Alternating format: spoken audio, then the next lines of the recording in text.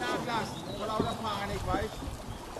Nichts tun ist meistens schlechter als irgendwas tun.